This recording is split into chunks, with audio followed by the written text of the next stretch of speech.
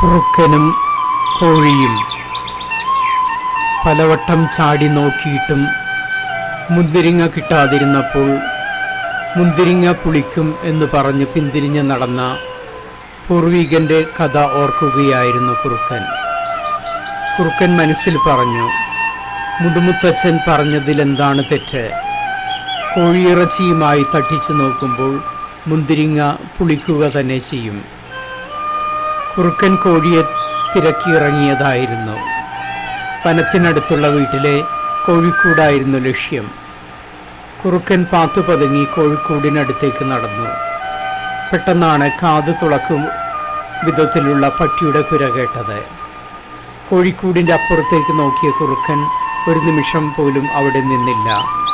പിന്തിരിഞ്ഞോടുമ്പോൾ കുറുക്കൻ മനസ്സിൽ പറഞ്ഞു, ഈ വീട്ടിലെ കോഴികൾ തിന്നാനത്ര നന്നല്ല. ഗുണപാഠം: കിട്ടാമുന്തിരി പുളിക്ക തന്നെ ചെയ്യും.